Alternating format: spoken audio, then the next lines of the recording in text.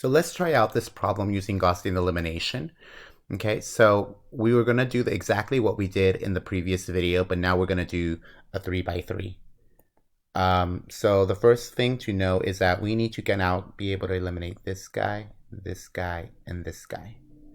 So remember that in order for me to eliminate these two guys, I'm going to use the first value, which we call pivots. And in order for me to eliminate this guy right here, I'm going to use the second row, this number, this middle one. So we're always using the ones on the diagonal. And obviously this one, we can't really do anything to it. There's nothing to get rid of. All right, so the first thing that we want to do is augment this matrix. So let's augment it. So this is going to be 1, -1, 1, and then an 8. The second one's going to be a 2, 3, -1, and -2. And then we're going to have a 3, -2, -9, and 9. So we have our augmented matrix. All right, so now what we want to do is we want to get rid of the 2. And the way that we're going to do it, well, we're working with R2. So we're going to take this R2, and what are we going to do? Well, we're going to use the first guy. Okay, so we're going to use this guy to get rid of that. So we should multiply this by 2, but not just a 2, a -2. And that will get rid of it, okay, when I add it. So when I do that, first let's figure out what's going to stay the same. Since I'm working with row 2, that means row 1 stays the same. Row 3 stays the same for the time being. So now what we're going to do is multiply this out. So we're going to take row 2 minus 2 times row 1. That's going to give me 0. Then we're going to take row 2, which is 3, times 2 times -1. That's going to give me a +5. Then we're going to take row 2, -1, minus 2 times 1. That's going to give me -3. Then take -2, and then minus twice 8. That's going to give me -18. Okay. All right, so now what we're going to do, we're going to look at the next one. We need to get rid of this 3 now. So how can I use 1 to get rid of that 3? So we're working with row 3. We're going to multiply. So we're going to keep row 3 by itself. So that's basically that 3. And we're going to multiply that by a -3. That's how we're going to do it. So now what we're going to do, so what's going to stay the same? So row 1 and then row 2 stay the same. And now what we're going to do is we're going to use row 3. So here we have 3. So one thing that you can do, you can multiply it if you want, if you feel like you're getting confused. 3 subtracted by 3 times row 1, which is 1. Notice that this is going to give me 0, so this gives me 0. Then we're going to look at the second one, which is going to be -2. I'm going to subtract 3 times row 1, which is going to be -1. Okay, and what that's going to give me is just a 1. And then I'm going to look at this -9. Minus 3 times the row 1. Okay, what is that going to give me? That's -12. Okay, so this is going to be -12. And then finally this number 9 times minus 3 times that's going to give me what? -15. Okay, so you can so that's how you would do it. Okay, so if you need to do a little bit of work on the side, and if you can't quite add the numbers or the arithmetic in your head, you can just do it on the side. So now what we're going to do is we got to get rid of this 1. Okay, so that means I'm working with row 3.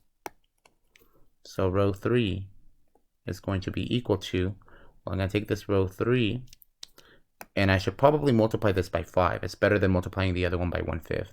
So I'm going to take row 2 and subtract 5 times row 3.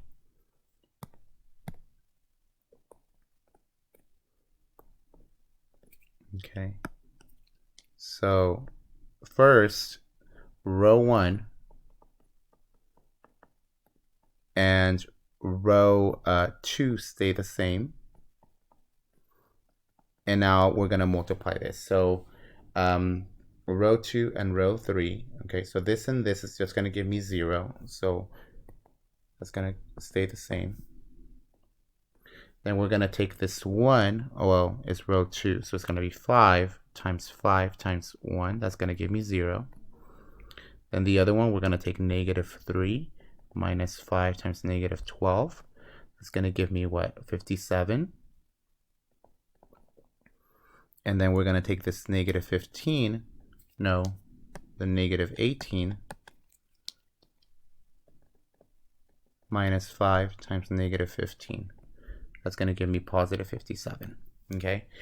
And then you're done. Okay. So you're done with the hard part. So this Gaussian elimination, it literally takes practice. And if you mess one little number down, then everything is ruined. So you have to be very careful with this. So now what you want to do, we're going to put this in regular x, y, and z. So remember that the first column was x, followed by y, and then z. So you have x minus y plus z equals 8. And then you're going to have 5y minus 3z equals negative 18. And then 57z equals 57. So we have that. So we're going to solve for z, divide by 57. So z is going to be equal to 1. And now we're going to plug that into the second one. So that's going to be 5y minus 3 times 1 equals negative 18. So 5y minus 3 equals negative 18. Add the 3 over. You're going to get 5y equals negative 15. So y equals negative 3. And then now that we know z and y, we can plug it back into the original. So x minus negative 3 plus 1 equals 8. So this is going to give me what? A 4 equals 8. So x equals 4. Remember the way that we do it, we write x, y, z as a coordinate pair or coordinate triplet. So it's going to be 4, comma, negative 3, comma, 1. This is going to be my solution. Okay, so a long process, very long, and you can expect something like this on your exam. So let's just do one more where it's dependent, just so that we can know how to parameterize it. So let's say you had the same example, and you had negative x minus 2y plus z equals negative 1. 2x plus 3y equals 2. Y minus 2z equals 0. Okay, so let's start off by augmenting this. So you're going to get negative 1, negative 2, 1, then negative 1. And then the 2 is there. There's a 3 for the y, and there's no z, so I'm going to put a 0 there. And then a 2. And then the last one, notice that there's no x. There's a 1 for a y, a negative 2 for a z, and then a 0. Okay. The first thing that I'm going to do to make things nice for me is that I should probably multiply the first one by a negative. So if I take row 1 by a negative, that'll hopefully help me out a little bit. So row 1, I'm multiplying it by a negative. So 1, 2, negative 1, and then 1. So that way my first number is going to be positive. And then everything stays the same. So as you can see, we already have finished one of them. This one is already 0, so I don't have to worry about it. All I have to worry about is this one and this one. So all I'm going to do is work with this guy. So that's row 2. So in row 2, I'm going to take the row 2 and subtract it by twice row 1. Okay, so the top guy stays the same. So because I'm not doing anything with it, and also row 3 stays the same. So when I multiply it, 2 minus twice that is going to be 0. Then you're going to get negative 1, 2, and then 0. Okay. And then the next step would be to get rid of this guy. You can see that you can just add these two rows together. So to use row 3, I'm changing row 3. I'm going to take row 3 and I'm going to add it to row 2. So the first row stays the same.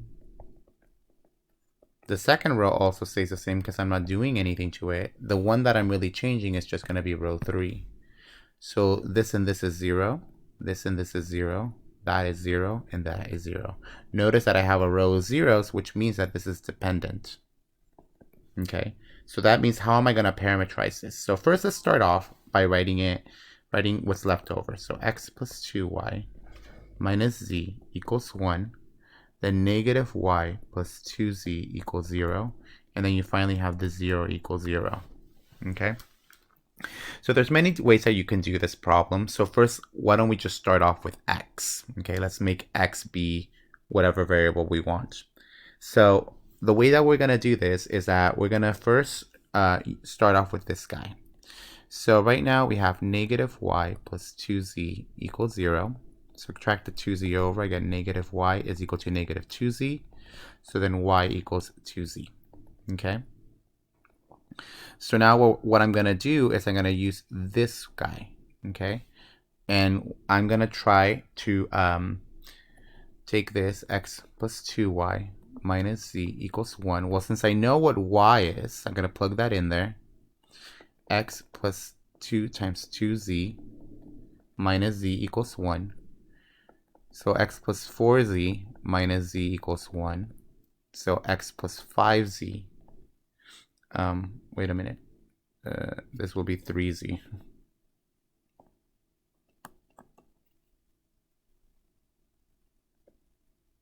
Equals 1. And now what I'm going to do, I'm going to solve for z. So I'm going to make everything in terms of x. So I have 3z equals 1 minus x. So then z is equal to 1 minus x over 3. So when you write your points, notice that your x comma y comma z. If I'm letting x be constant, well, I already know what z is. Z is just 1 minus x over 3. How am I going to know what y is? Well, let me plug that guy back in here.